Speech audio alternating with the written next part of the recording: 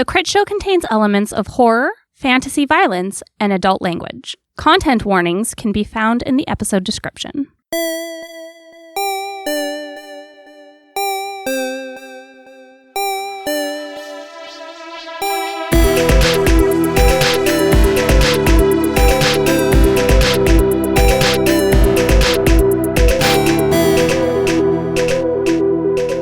Hey everybody, Rev here. Before we get into this week's episode, just a couple things I want to let you know about. So first, we had mentioned that, yes, this season and this story are coming to an end. I had a chat the other day with our Twitch stream and then carried that conversation over to our Discord. And based off of the conversations that I had there, we're going to do a live listen-through of the final episode of Season 6 and the Other Side of the Coin story. So if you are hearing this the week that it comes out, that'll be next week. This listen-through will happen on Twitch, twitch.tv/thecritshow, on December 4th at 9 p.m. Eastern. That should give all of our West Coast friends enough time to get home and get settled in and join us. So if you are not following us on Twitch, again, that is twitch.tv/thecritshow. If you'd like to join us for this listen through of the final episode of The Other Side of the Coin. And then speaking of Twitch, come 2025, which is, boy, it is imminent, incoming. We are going to do a second season of the Omniverse Chronicles. The Omniverse Chronicles was a show that we did 2 or 3 years ago now. Time is an illusion. And we're going to do it just slightly differently. We are going to do 6 different games over the course of the year. Each game is going to be 5 streams. The first stream will be a session 0, and then they'll have 4 streams to tell the story they're going to tell. It'll be 5 Mondays in a row, and then we'll have a little bit of a break between each one. We have got Oh Captain, My Captain, Fate of Cthulhu, The Between Unsinkable, Apocalypse Keys, Fabula Ultima, and then wrapping it up with Monster of the Week. All of this will begin on January the 6th. That will be run by me. We'll be playing Oh Captain, My Captain as the Session 0, and these streams will be 8 p.m. Eastern, Monday night, over at twitch.tv/thecritshow. We will have some information running over there about the other games and the dates that those happen. But we had so much fun with it last time, we thought we'd give it another shot, make a couple of adjustments to make it more sustainable for ourselves and the people playing with us. So yeah, if you're interested in any of these games, make sure you're following us on Twitch if you aren't already. And then be sure, if you are caught up with the show, to join us next Wednesday, December the 4th, at 9 p.m. Eastern to do a listen-through together of the final episode of The Other Side of the Coin. Until then, enjoy the episode. The sun shines down into the center of this clearing. Adonak Benari, the man that you're looking for, has stirred inside of his cell and peers at you from between the teeth of Baba Yaga. Your goal here is to release Benari from his cell. I put my hand behind my back and I kind of like do a little wave, like to let Kim know. Hopefully she's behind me, but let her know to kind of don't give away your position. I'll put my hand on your back. I straighten up a little bit. Hi. Who are you? I'm Megan, and you're Benari, I'm assuming? I've not heard my name spoken aloud in a very long time, but yes, that is me. Once the great Baron of the Dead Isles, now this. What happened here? I was sentenced to punishment for my part in the downfall of our world. I made a deal with a man who made great promises and kept few of them. I sacrificed my position and my name to achieve his goals, and then the reward never came. Yaga enacted her own unique brand of justice in her final moments on what I can only describe as the physical plane of existence. So she did this? Yes. God, she's so cool. Speak loudly enough, I'm sure she'll hear you. Oh, I see. Well, I'm gonna be honest, it seems like you kind of deserve to be where you are. But unfortunately, we need you. Who's we? Oh, maybe you don't remember a long time ago, probably a long time ago for you. It's kind of a long time ago for us, but it's actually before I joined the team. So I have these friends who came here, and I think they met you at that time. Men from the other world. Yeah, we're from another world. They came to foil my plans, which I must point out they did not, and yet here I sit, locked away for the things that I did, and now, how could they possibly need help from me? You know the guy that came and promised you stuff and then didn't follow through? Nash. Yeah, we're kind of trying to stop his whole plan. His eyes light up. And it seems like you may be on board with that. So the thing is, he's gone to all these different worlds and trying to take power and energy out of it, and it's going to be bad. So we've been traveling around to different worlds and cutting off that energy, but we still have to lock him away, finish tearing apart what he's trying to do. Oh, lock him away, you say? I like the sound of that. Yeah, seems like you would. But to do that, we have to do a spell, a ritual, and part of that involves, well, people who fit certain profiles. And, well, you seem to fit well into one of them. Kim, while Megan is talking with Benari, what are you doing? I would like to look around this chamber for, like, signs of it being guarded or trapped in some way. Yeah, why don't you give me a hunt roll? Okay. So you get one light die just for the sheer joy of doing it. And then another one if you've got a skill or a piece of equipment you think would help. Could you argue illusions? Oh, like to see if there are hidden things? To see if there are hidden things here. Sure, yeah. Nice. 2 1s. All right, so if you've got any hunt tokens, you lose them. So as you move around the space, Kim, trying to get a sense of if there is a trap here, you feel the magic drain out of you as you step on a number of rocks, and you become visible, but that magic seeps into the rocks, and I think all three of you, Megan, and Benari, see that magic start to move through symbols and patterns in the ground into the head of Baba Yaga. Her eyes clear, and one continues to look at the sky. The other looks down at you, Megan. Are you doing a deed or fleeing a deed? I'm having a conversation. I don't know if that's a deed. I've never really thought about deeds in a neutral sense before. Very well. Carry on with your conversation. I'll be waiting while you make your decision. Okay. The other eye that was focused on the sky, you see it slowly move down and look at you, Kim, and then back to the sky. Hello, ma'am. The head remains silent. The lips move just ever so much that they sometimes obscure Benari, but the teeth stay closed. Okay. Well, that's Kim. Hi. Hello, Benari. Hello. I'm not that Kim.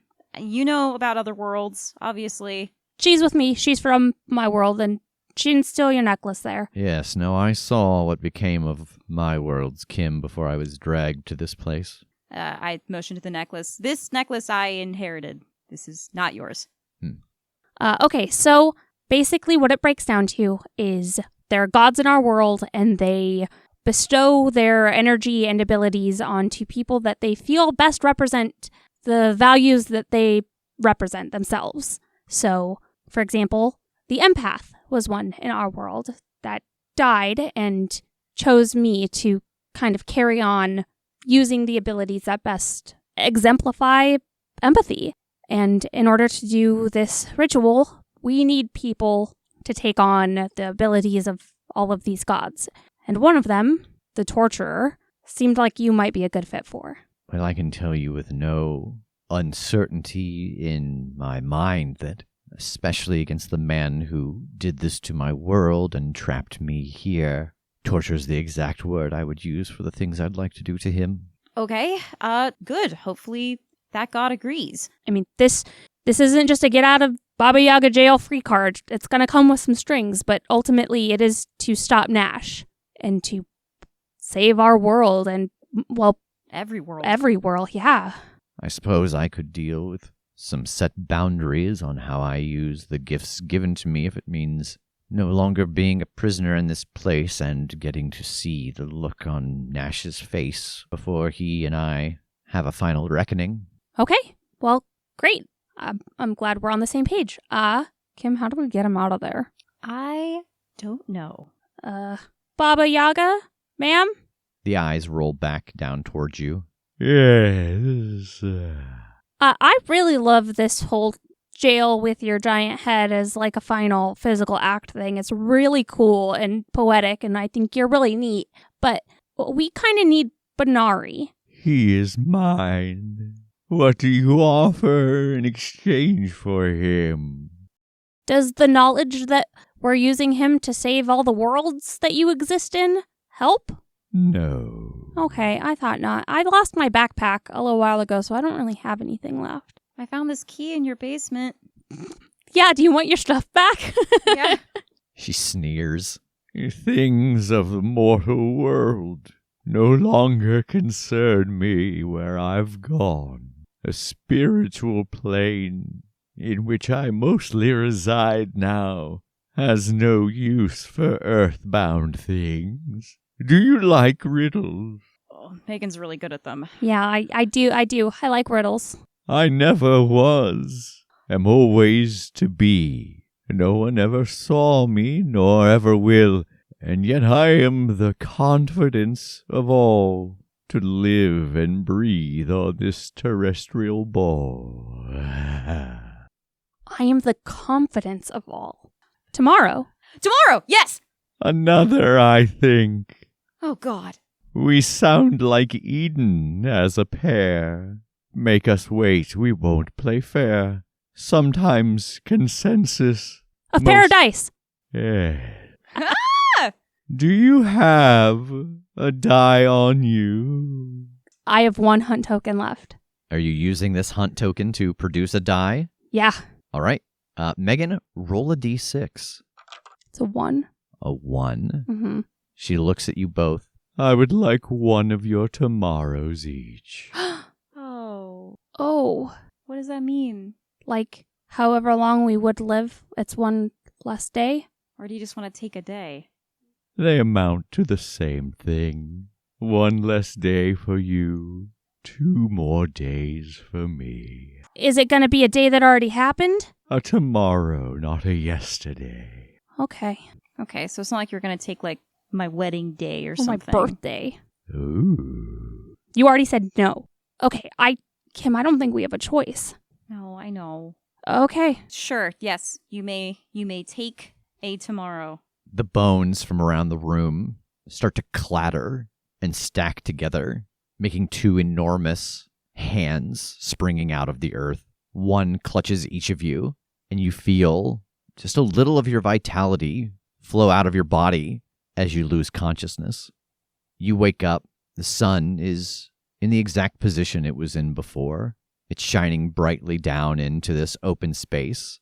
Benari sits on the ground, the mouth of his cell door open, the eyes dead and empty, packing up a small bag of dirt from the mound. So, now that you're awake, are we ready to go? Yeah, how long were we out for? If I had to guess, 24 hours. And that is the end of set 4. We follow the 3 of you, Kim, Megan, and Benari, as they head back through the tunnels, through Nottermore by the Bay, into the dead house, and through the portal home, their treasure retrieved. How we all doing? How was that? That was spooky. Yeah. Oh, that was so Fun. cool. Yeah, that was a lot of fun to build and then change as it went. Yeah. Are we allowed to ask, like... Yeah, questions? absolutely. Yeah, so were there other results on Megan's final die roll, or was it always just a number of tomorrows that we gave her? It was a number of tomorrows. Ooh, wow. Wow. So you rolled the best you could. Yeah. Wow. Yeah. So you did the best you could unknowingly. Good job. Oh, man. I'm like, That Critshow Lux coming in clutch. yeah. Oh, wow. Yeah, I was very anxious about what we were going to have to give up because we had nothing, really. Yeah, this world, with the exception of like Benari and kind of the caretaker and some of the mutant creatures that you started to see, they've all kind of ascended onto the magical plane.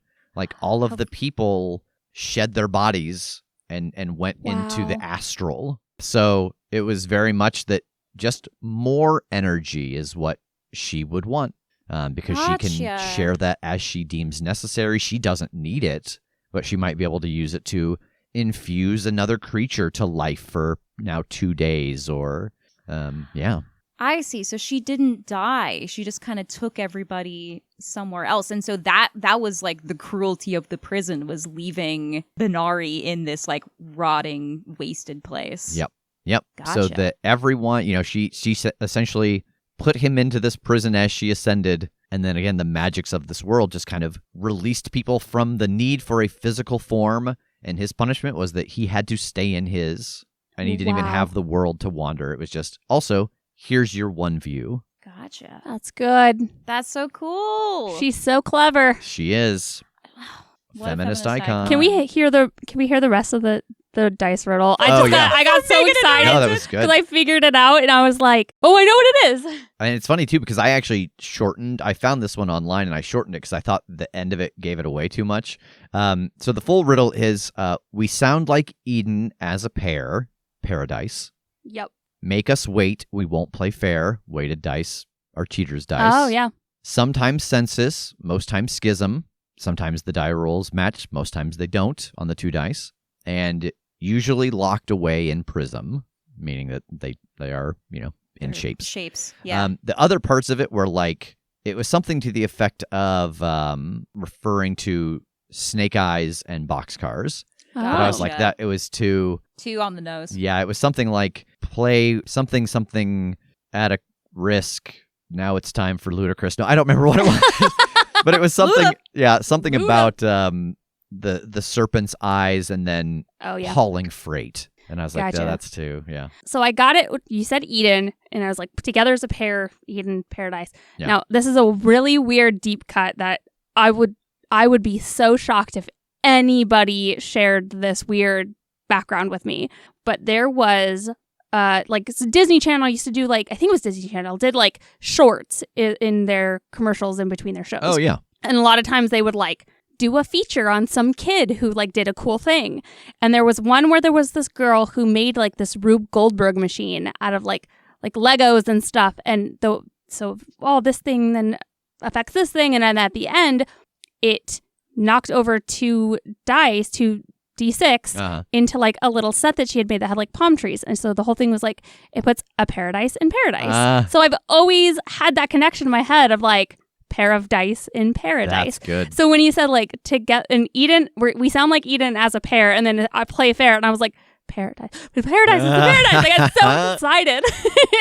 I was, it's interesting because I don't know if you all remember this far back because it was a long time ago, but in their first encounter with Baba Yaga, they had to navigate her maze. And so when you were like, what, does she have a secret prison? I was like, she absolutely does, because that's where they found Koshé. And then I was stressing about trying to remember the freaking flowers and stuff. And I was like, oh, God. Well, and they found the flower because each of the knights had a riddle. Yep. Yeah. And so, you solved the riddles to know that she wanted random number of your tomorrows. Right. Yeah. Yeah, I wasn't thinking... Well, because with Koshé, I'd think of it he was locked away, but just he was hanging out in the maze. But when I said that, I was straight up thinking she's got just a secret cell. And she does! She does. Oh, and it's her head. That's so good. So do you know what kind of beastie took the necklace, or was that just you kind of generating on the spot? My first thought was that whatever is the entity that imbued the necklace of the North Wind... it sent this thing out to collect it, and then it used the meat from that body and stuff to maybe make itself a new body, so that there's this kind of demigod walking around, whoever is, the original Oracle of the North Wind, who imbued it with this power that maybe this was their fail-safe to be born again or something. I love that. But yeah, I don't think at least in my mind, there wasn't anything left living on this place that was not born inside of her maze in the last couple of years. Mm-hmm. Things are living, but not, you know what I mean? Gross. Yeah. That was great. Well, that was great. Thanks. Yeah. Thanks, Rev. Thanks, you. our most successful girls trip yet, I would say. So what is the plan for Keeley Island while they are gone? I think I'm setting up like trap doors that can be easily closed in the tunnels. So that way, if Nash gets in there somehow, we could, like a submarine, lock him off. Oh, you know? like fucking blast doors or Yeah. whatever. On the surface level above like the tunnels, I want to create like a, in Avengers 2 when Tony Stark creates that sort of, I don't know, it's like almost like a flower trap around the Hulk where it's like Where like the entraps him. capsule comes down. Yeah, and just like cuts him off on all directions. So the two things that you're kind of building here, the second one, that flower trap, is the one you hope to use. And if you use the first one, those blast doors, it means that things have gone wrong. Sure, yeah. Okay. Seems like the blast doors could like protect each person who's in their spot. Like you could like fire up the blast doors to stop him from getting to a person's spot in the circle. And that's Yeah. assuming we failed to contain him elsewhere. Gotcha. Okay. So I think give me a weird science roll. The blast doors, I think those just take time. But this device to trap him once he is here is going to be a roll. Gotcha. I'm going to go ahead and burn a luck on this. I want this thing to work, honestly. Good God. Wow. We're in the end game, baby. Yeah. So what does this look like? What is it? How does it work? Can I make a pitch, TJ? No. Okay. Yeah, go ahead. I'm stuck on the Avengers 2 idea now. Are we going back to the Eye of Ra? Does this fucking launch from orbit and like slam into the ground around him? God damn it. Yes, it does. I'm glad you pitched me that. I take back that negative that I gave to you earlier. I apologize. But yeah, it absolutely does. And it does have little kill windows, enough for Tass's shotgun to blast this fucker in the face. Kill windows in the face area Yeah. specifically. Yeah. Really, you want the kind of the heart. One in the face, Yeah, like one center in the mass. Yeah. How about it's like a cage, so the bullets can go around Wherever they need. Yeah, where they need to go. Let's not paint ourselves in any bullet-shaped corners here. Yeah. All right. So what is your requirement? You'll need help beyond the hunters on your team to finish it. Yeah. Who are you going to get help from? Grandpa. Yeah, that makes sense. Grandpa Tincher. Yeah. Grandpa. Mm, Grandpa. Grandpas. He taught me everything I know. Yeah, and it is going to have a weird side effect from your last spent point of luck. Oh, shit. Not good, not bad, but certainly But weird. just odd. So I think what's weird about this is that it fluctuates a bit. You have it built, you're putting it into space, it's traveling through the cosmic rays of space, it's slamming into the ground, it's, taking some of the magic from the ley line that is underneath this island. And not to forget atmosphere. Yeah. And so it fluctuates between the types of material that it presents as. You're not sure what that's going to mean when it happens, but you know that it's going to absorb stuff from all of those different energies that it's going through.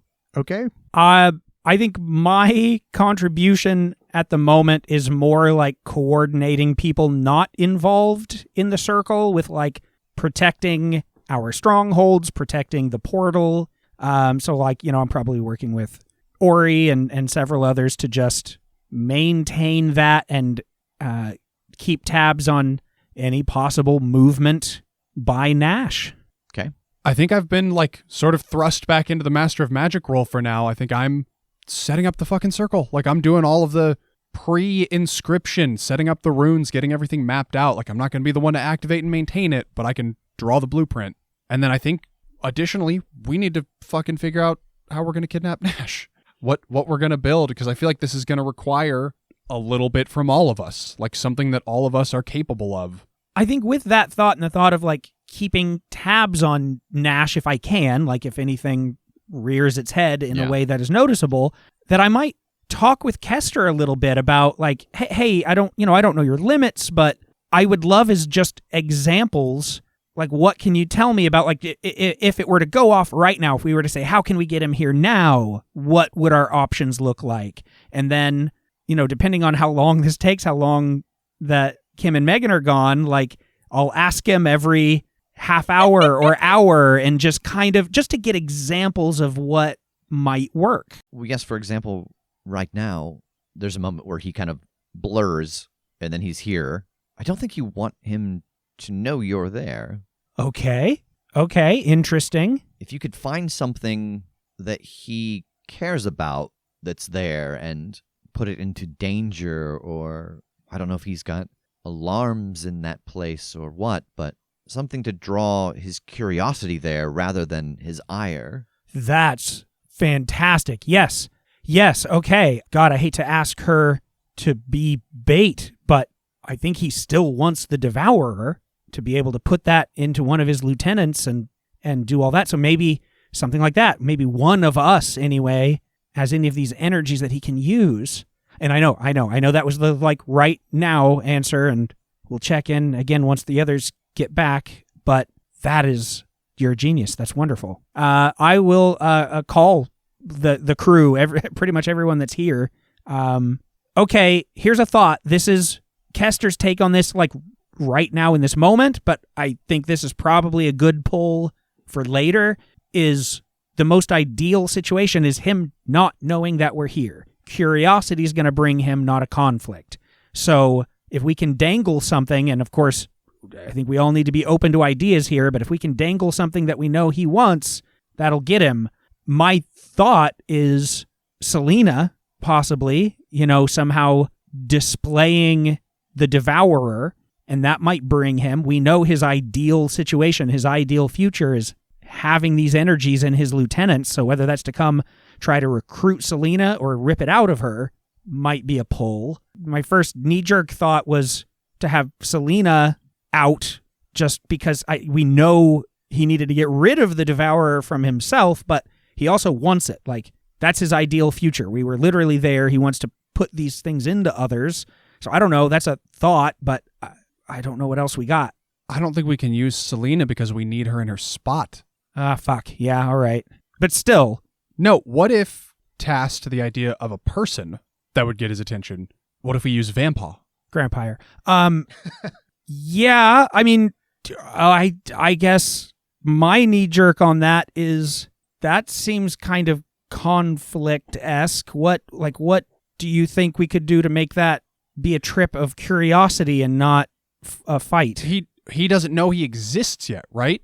We've kept Grandpa under wraps. We have Grandpa pitch himself like an ally, like the future Nash that he is, extending a hand and being like, hey, if you want to discuss our future, you know where to find me. Back in my younger days, it would have worked on me. I mean, that's a pretty good sell to give it a try. I don't know how to get him that information exactly, though. Do you know how to run a camcorder? Well, yeah. We could also use our phones, which are a little more advanced than a camcorder. How long ago did you die? But I don't know his phone number or his email address. Well, we do know where another of my safe houses are. To TJ's idea, if we did record it non-digitally, that way we avoid any kind of location footprint or anything like that. And if you could design something to play that on a loop, and we could aim the signal at Canterbury, he'll see it eventually. Yeah, I took AV in high school. I think I got this. The issue, of course, being when will he see it? I don't think we can start airing it until we're all here, or at least ready to get here at a moment's notice. And then just ready to wait. Yeah. Yes, let me get into something nicer. And he heads back through the portal towards the castle. Oh, I've got just the spacesuit for you. The spacesuit! So TJ, this is going to be another weird science roll to create a device to send this kind of on a loop to the location where you know Nash's castle is on a frequency where something will pick it up and he will see it. Gotcha. I'm just putting a lot of weight on you, TJ, and I'm sorry. It's okay. It's what you guys brought me back for, right? I mean, that's why you brought me back. Whoa! Mama!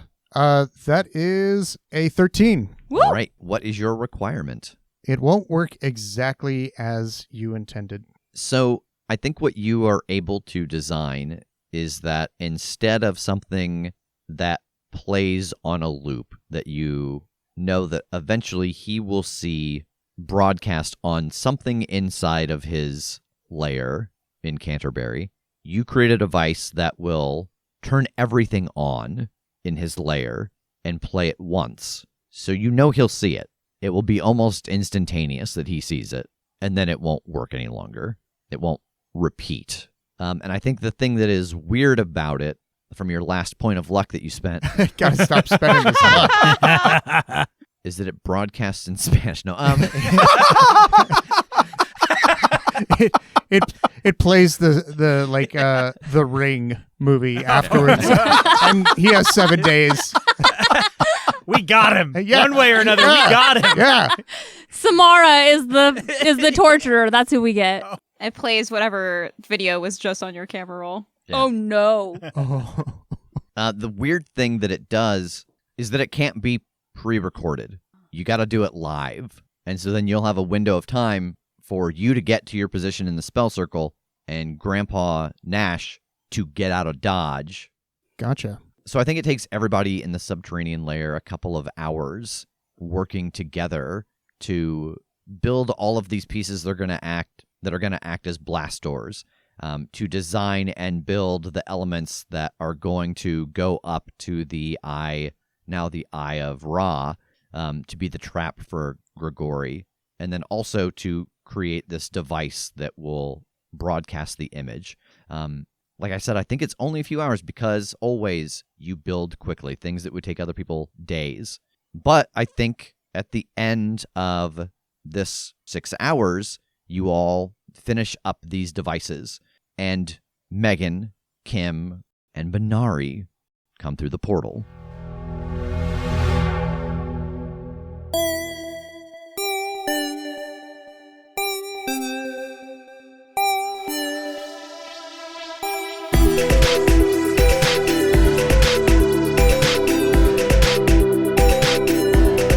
The Critshow is a Critshow Studios production, edited and produced by Brandon Wentz with music by Jake Purley. You can find more information about us at thecritshowpodcast.com. To keep up to date with upcoming live shows, contests, and other special events, follow us at The Crit Show on Facebook, Instagram, and Twitter. For even more weekly content, join us at patreon.com/thecritShow.